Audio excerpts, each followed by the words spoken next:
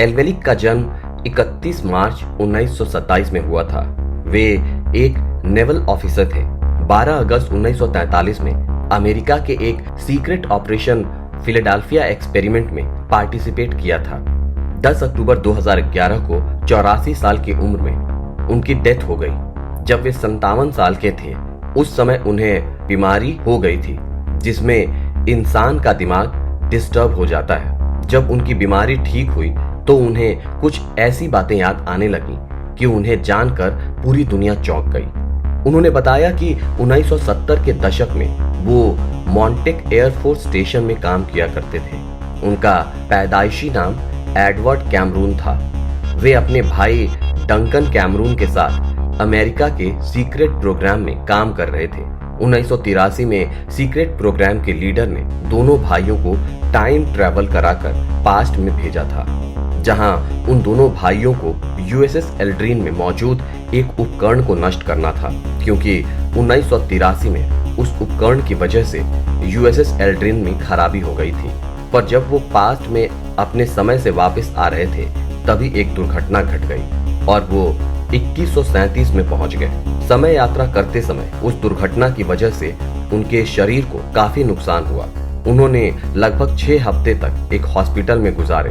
Treatment के तुरंत बाद वो 2749 में पहुंच गए और अपने आप को इतने आगे देखकर चौंक गए। उन्होंने देखा कि उस समय हॉस्पिटल में हर बीमारी का इलाज सिर्फ लाइट और वाइब्रेशन से किया जा रहा था।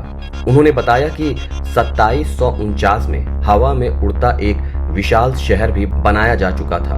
वैसे साइंटिस्ट अभी एक ऐसे ही शहर पर काम कर रहे हैं जिसका नाम असगार्डिया है, जिसे स्पेस में बनाया जाना है। एल्वेलिक ने बताया कि साइंटिस्ट ने ग्रेविटी को कंट्रोल करना सीख लिया था और उस समय धरती पर सिर्फ 30 करोड़ लोग रहते थे।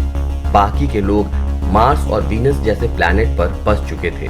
इंसानों ने तब तक दूसरे स्टार सिस्टम ग्रहों पर रिसर्च करना शुरू कर दिया था। उन्होंने बताया कि साल 2749 में पृथ्वी पर कोई युद्ध नहीं होता था, लड़ने के लिए सैनिक भी नहीं थे और ना कोई सरकार थी। भविष्य के लोगों ने एक कंप्यूटर प्रोग्राम बनाया था और वो प्रोग्राम ही धरती की सरकार थी, जो कि हर चीज को कंट्रोल करती थी। पृथ्वी से मंगल ग्रह पर जाना इस तरह हो गया था जैसे आज हम अपनी साइकिल से एक जगह से दूसरे जगह जाते हैं। भविष्य में केवल एक ही भाषा का इस्तेमाल होता था और करेंसी पूरी तरह से बंद हो चुकी थी। लोग जितना काम करते थे उन्हें पेमेंट के रूप में क्रेडिट पॉइंट्स मिलते थे और उन्हीं क्रेडिट पॉइंट से वे अपने मन मुताबिक सुविधाओं तथा सामान को खरीदते थे। 2749 में लोगों के पास ऐसी टेक्नोलॉजी थी वो अपने दिमाग को एक चिप में स्टोर कर सकते थे और शरीर के अंग खराब होने पर उन्हें आर्टिफिशियल अंग लगा दिए जाते थे। रोबोट्स इतने शक्तिशाली हो चुके थे कि उनका दिमाग इंसानों के दिमाग से भी ज्यादा ताकतवर था। एल्वेलिक ने बताया कि अमेरिका के सीक्रेट प्रोजेक्ट पर काम कर रहे लोगों ने उसे और उसके भाई को 1 लाख BC मतलब आज से 1,02,008 साल पहले यानी पास्ट में भेजा था। साथ ही उसने ये भी दावा किया कि वो साल 6037 में भी गया था। एल्वेलिक के दावों ने पूरी दुनिया को चौंका दिया था। कई लोगों ने एल्वेलिक के दावों को सच भी माना, क्योंकि अमेरिकी सरकार हमेशा निकोला टेस्ला जैसे महान वैज्ञानिकों के सिद्धांत की मदद से सीक्रेट एक्सपेरिमेंट्स करती आई है।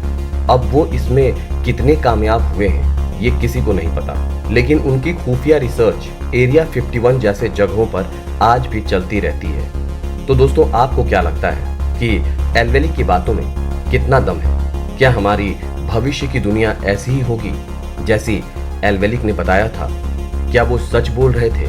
दोस्तों, आप अपनी राय कमेंट करके हमें जरूर शेयर करें।